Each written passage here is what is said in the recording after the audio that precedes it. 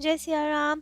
तो आज हम अपने प्यारे कथा रसिक श्री सीताराम जी को जिन प्यारे भक्तों का चरित्र श्रवण कराने वाले हैं, उनका तो नाम भी भक्तमाल जी में नहीं दिया गया, केवल ब्राह्मण दंपति कहकर उनका संबोधन किया गया है।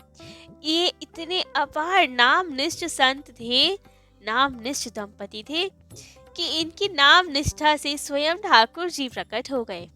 इनके लिए नाभा गोस्वामी जी ने एक अद्भुत छपे लिखा है। और युगंते कमल नैन कलयुग बहुत कृपा करी, बीच दिए रघुनाथ भक्त संग ठगिया लागे, निर्जन वन में जाए दृष्ट कर्म कियो अभागे, बीच दियो सो कहा राम कही नारी पुकारी, आए सारंग पानी शोक सागर ते तारी, दुष्ट किए निर्जीव सब दास प्राण संज्ञा धरी, और युगंते कमल नैन कलयुग बहुत कृपा करी। अर्थात इसका मूल सार तो ये है कि नाभा गोस्वामी जी कहते हैं कि इस प्रसंग से पता चलता है कि बाकी युगों के कंपेयर में कलयुग में ठाकुर जी ज्यादा कृपा करते हैं।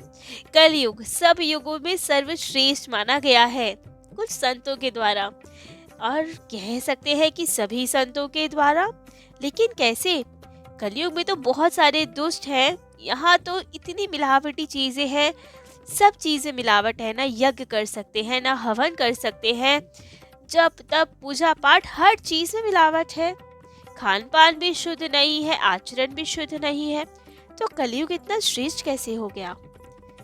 क्योंकि कहा जाता है कि इसमें तो सत्व गुण बचा ही नहीं, तामस बहुत रजोगुण थोड़ा, सत्व गुण तो दिखाई नहीं देता, कली प्रभाव विरोध चहुओरा। ऐसा है कलयुग, विपरीत आचरण रहता है, विपरीत वातावरण रहता है। लेकिन फिर भी इस विपरीत वातावरण में जो भक्ति भाव से भक्ति कर पाए, वे तो महान भक्त बन जाता है, क्योंकि इतनी विपरीत स्थिति में भी वो भक्ति कर पा रहा है। बाकी युगों में ठाकुर जी प्रत्यक्ष थे, तो लोग उनकी लीलाएं देखकर, उनके दर्शन करके स्वाभाविक उनसे प्रेम कर बैठते थे, भक्ति कर बैठते थे। परंतु कलयुग के भक्त तो संतों से, सदग्रंथों से, भगवान के नाम रूप लीला इन सब का केवल श्रवण मात्र करके ठाकुर जी से प्रेम करते हैं। ठाकुर जी का केवल चित्रपट देखकर ठाकुर जी से अनुराग कर बैठते हैं। तो यहाँ के कलयुग के भक्त ज्यादा विशेष हैं, तो इसीलिए भी ठाकुर जी की स्पेशल कृपा रहती है कलयुग के भक्तों पर। इससे रिलेटेड एक कथा भी आती है जो विष्णु पुराण में वर्णित है। एक बार बहुत सारे मुनि महात्मा इसी विषय पे विवाद कर बैठे कि चारों युग में से कौन सा युग श्रेष्ठ है और क्यों। किसी ने कहा कि कलयुग श्रेष्ठ है, किसी ने कहा नहीं नहीं द्वापर श्रेष्ठ है, किसी ने कहा सतयुग श्रेष्ठ है, किसी ने कहा त्रेता सबसे श्रेष्ठ है। सब और झगड़ा सा हो गया कि कौन श्रेष्ठ है, क्या किया जाए। तुलसीदास जी ने कहा, बहुमत मुनि बहुपंथ पुरानिन जह तह झगड़ो सो। सभी ने अपने अपने मत प्रकट किए कि क्या किया जाए, कौन सा युग सबसे श्रेष्ठ है। सबने योग यज्ञ जप तप आदि की प्रशंसा की, किसी ने किसी की, लेकिन निश्चय निर्णय कुछ नहीं हो पाया। सबने कहा कि क्या किया जाए, कैसे निर्णय किया जाए। तो सोचा गया वेद व्यास जी के पास जाया जाए, उनसे ही पूछा जाए, उनसे ही निर्णय लिया जाए कौन सा युग श्रेष्ठ है। तो अब इसीलिए सब ऋषि मुनि आए वेद व्यास जी के पास। उस समय व्यास जी गंगा जी में स्नान कर रहे थे और सभी मुनिगण एक वृक्ष के नीचे खड़े होकर प्रतीक्षा कर रहे थे कि कब ये आए और कब इनसे पूछे। तभी ज्ञानवान श्री व्यास जी ने जान लिया कि मुनि लोग आए हैं और क्यों आए हैं, तो जान पूछकर अब डुबकी लगाते जाएं और कहते जाएं, हे कलयुग तुम धन्य हो, हे कलयुग तुम तो बहुत भले हो। अब व्यास जी ये सब कह रहे हैं और मुनि बड़े आश्चर्य में कि व्यास जी को क्या हो गया है, कलयुग की इतनी प्रशंसा क्यों कर रहे हैं। तो अब लेकिन क्या करे, प्रतीक्षारत। तो जब व्यास जी आश्रम में पहुंचे तो सबका खूब आदर सम्मान किया, अभिवादन किया, आसन दिया सबको, और सब मुनिगण बैठ गए। सबके आने का कारण पूछा गया व्यास जी द्वारा। तो अब बड़े बड़े ऋषि थे, सबने बहुत विनम्रता से कहा, हे महाज्ञानी, हे महर्षि प्रवर, एक संदेह है जिसके लिए हम आपके पास आए हैं, लेकिन वो तो हम बाद में पूछेंगे। पहले एक और जिज्ञासा है, उसका समाधान कीजिए। हमें जानने की ये प्रबल इच्छा है कि आप स्नान करते हुए कलयुग का इतना साधुवाद क्यों दे रहे थे। हे कलयुग, तुम बहुत अच्छे हो, ये सब क्यों कह रहे थे आप? तो यदि आप हमें भी अधिकारी समझते हैं तो कृपा कीजिए, हमें भी समझाइए, ऐसे क्या गुण है कलयुग में। तब तो व्यास जी ने कहा कि तुम्हें नहीं पता, जो फल सतयुग में 10,000 वर्षों की तपस्या ब्रह्मचर्य के पालन के बाद मिलता है, वही फल त्रेता युग में 1 वर्ष में मिल जाता है, और वही फल द्वापर में 1 मास की तपस्या पे मिल जाता है। लेकिन कलयुग तो इतना श्रेष्ठ है कि यहाँ पे केवल 1 दिन जप तप ब्रह्मचार्य आदि से वही फल प्राप्त हो जाता है। इसीलिए कलयुग को इतना साधुवाद दिया मैंने। तब तो सबने पूछा कि हम इतने द्वापर त्रेता सतयुग में इतना परिश्रम करके ये सब फल इकट्ठा करते हैं, इतने कष्ट भोगते हैं, तो कलयुग में केवल 1 दिन रात्रि में किस साधन से वो फल मिल जाता है। तब तो व्यास जी ने कहा, सतयुग में ध्यान के द्वारा फल मिलता था, त्रेता में यज्ञ के द्वारा, द्वापर में पूजा अर्चन के द्वारा फल मिलता था, परंतु कलयुग में कोई मेहनत नहीं करनी पड़ती। कलयुग केवल नाम आधारा। कलयुग में केवल श्री नाम का संकीर्तन कीजिए और उसी से सारे फल प्राप्त हो जाते हैं। कलयुग में केवल भगवत नाम का आश्रय लो तो हर युग की तपस्या का फल तुरंत मिल जाता है। इसीलिए सभी युगों में कलयुग सबसे श्रेष्ठ है। और उसी से रिलेटेड कथा आज इन ब्राह्मण दंपति की है, जिन्होंने कलयुग में नाम महाराज पे अति विश्वास रखा। कलयुग केवल नाम आधारा, तो वही उनका भी दृढ़ संकल्प था। नाम महाराज पे अपार निष्ठा थी जिनकी। ऐसे थे ये ब्राह्मण दंपति। तो ये ब्राह्मण अपनी पत्नी का गौना करवाकर ससुराल से घर की ओर जा रहे थे। दोनों ही भगवत नाम के प्रेमी थे, निरंतर ठाकुर जी के नाम का गान, नाम का सुमिरन कीर्तन करते रहते थे। लेकिन ब्राह्मण से भी कई अपार गुना ज्यादा निष्ठा उनकी पत्नी में थी भगवान नाम के प्रति। तो अब दोनों खूब सुंदरता से नाम संकीर्तन करते हुए जा रहे थे, परंतु रास्ते में ही एक ठग मिले। अब उन ठगों ने पूछा, कहाँ जा रहे हैं आप लोग? तो ब्राह्मण ने बता दिया, और ब्राह्मण ने भी पूछा, आप लोग कहाँ जा रहे हैं? तो ठगों ने उत्तर दिया, जहाँ तुम जा रहे हो हम वहीं जा रहे हैं। अब ये सुनकर ब्राह्मण को तो कुछ अटपटा लगा और मन में विश्वास नहीं हुआ कि सही कह रहे हैं। अब ठग कैसे न कैसे बातें बनाकर इन्हें जंगल के मार्ग से ले जाना चाह रहे थे। ब्राह्मण ने कहा भी कि वो मार्ग हमारा देखा हुआ नहीं है, हम वहां से नहीं जाएंगे, जो हमारा जानने वाला मार्ग है वहीं से जाएंगे। लेकिन ठगों ने कहा, नहीं नहीं, जंगल वाला मार्ग ज्यादा सही है, सीधा सीधा है, जल्दी पहुंच जाएंगे आप। विश्वास कीजिए, हम भी वहीं जा रहे हैं, हमारे साथ ही चलिए। ब्राह्मण ने खूब मना किया, लेकिन ठग तो बातों में उलझाए जाए और कहने लगे कि हमारे साथ ही इसी मार्ग से चलिए।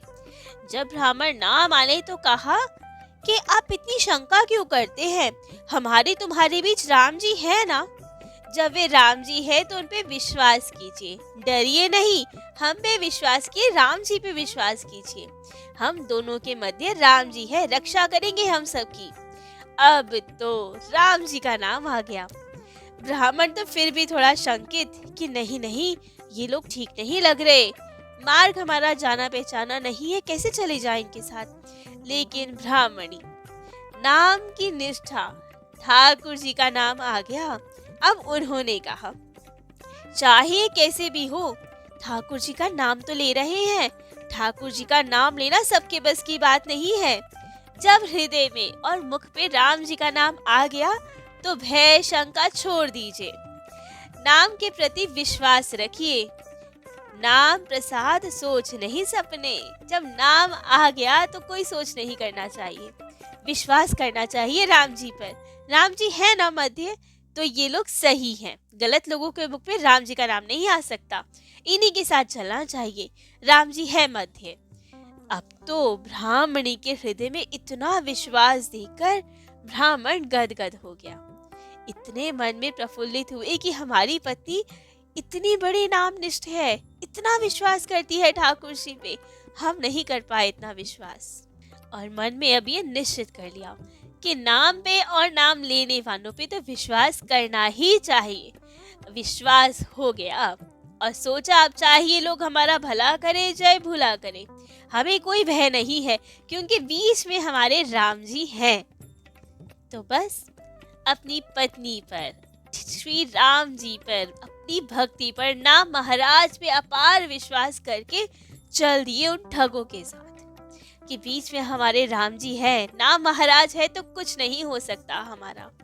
चले जा रहे हैं जंगल में, लेकिन वे तो ठग थे। जैसे ही मौका पाया, ब्राह्मणी का गौना हुआ था तो खूब सारे गहने पहने हुए थे, लोभ था उनके मन में, वही गहने हथियाना चाहते थे। मौका पाते ही अब लोभवश उन लोगों ने ब्राह्मण पे वार किया और ब्राह्मण को मार डाला। अरे ब्राह्मण मर गया।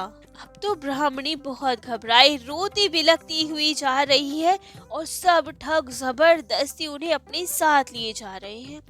ब्राह्मणी खूब रो रही है और बार बार मुड़कर देख रही है, बार बार मुड़कर देख रही है।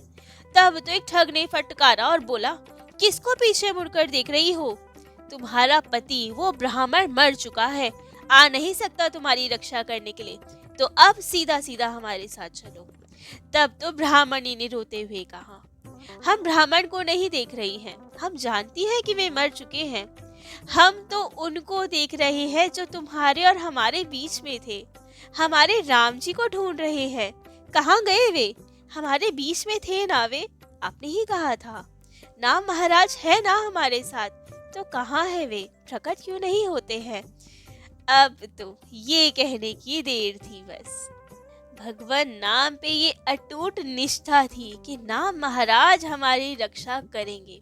जैसा कहा भी गया है, जो है जाके आसरे ताही के सिर भार, करुई हरुई तोमरी खे लगावे पार।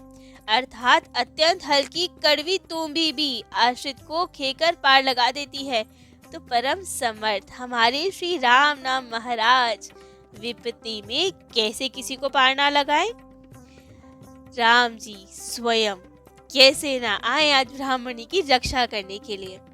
ब्राह्मणी आर्त स्वर में पुकार रही है, महाराज बलि जाऊं राम सेवक सुखदायक, महाराज बलि जाऊं राम सुंदर सब लायक, महाराज बलि जाऊं राम सब संकट मोचन, महाराज बलि जाऊं राम राजीव विलोचन, बलि जाऊं राम करुयायतन, प्रणत पाल पातक हरन, बलि जाओ राम कलि भय विकल, तुलसी राखिए शरण।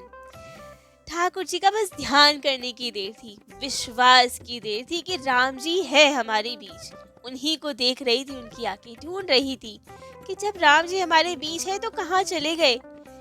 बस जैसे ही आंखों में वो तड़प आई राम जी के दर्शनों की, वो विश्वास आया कि राम जी हमारे बीच है। तुरंत हमारे करुणा निधान सरकार, हमारे श्री राम जी तुरंत धनुष बाण लेकर वहां प्रकट हो गए। कोटि विघ्न सिर पर रहे, कोटि दुष्ट को साथ, तुलसी कछु नहीं करी सके जो सहाय रघुनाथ। तुरंत ठाकुर जी ने सभी दुष्टों को मार डाला, क्योंकि भक्त द्रोही को भगवान जी कभी क्षमा नहीं करते। अपने अपराध को क्षमा कर सकते हैं, लेकिन कोई भक्त का अनहित करे तो राम जी कदापि क्षमा नहीं करते। जो अपराध भक्त कर करही, राम रोष पावक सोई जलही। तुरंत सबको मार डाला। राम चरण जो संत संग, करे बैर परिहास, त्रिभुवन नृप प्रहलाद पृथु, बेग कीन प्रभु नास। वैसे ही सबका नाश कर डाला राम जी ने हमारे। और फिर उनके पति ब्राह्मण को भी जीवित कर दिया। संकट के सागर में डूबते हुए उन ब्राह्मण दंपति को तुरंत बचा लिया ना महारानी श्री रामचंद्र जी ने, और सिद्ध किया, और जुगनते कमल नयन कलयुग बहुत कृपा करी। और युग में कितनी बार पुकारना पड़ता है, क्या क्या करना पड़ता है, लेकिन ठाकुर जी प्रकट होने में बहुत समय लगा देते हैं। लेकिन कलयुग में केवल एक दृढ़ विश्वास होना चाहिए, ना महाराज पे, ठाकुर जी पे दृढ़ विश्वास होना चाहिए। ठाकुर जी तुरंत प्रकट होते हैं, जैसे कि आज इन ब्राह्मण दंपति के समक्ष प्रकट हो गए। तो ऐसे हैं हमारे करुणा निधान सरकार और उनके ये प्यारे प्यारे भक्त जो अपार निष्ठा रखते हैं ठाकुर जी के नाम पे। तो आज इन प्यारे से नामनिष्ठ ब्राह्मण दंपति जी का चरित्र तो यही विश्राम देते हैं। कल अपने प्यारे कथा रसिक श्री सीताराम जी को उनके अन्य किसी दिव्य प्यारे भक्त का चरित्र श्रवण कराएंगे। आज के लिए इतना ही। जय जय श्री सीताराम।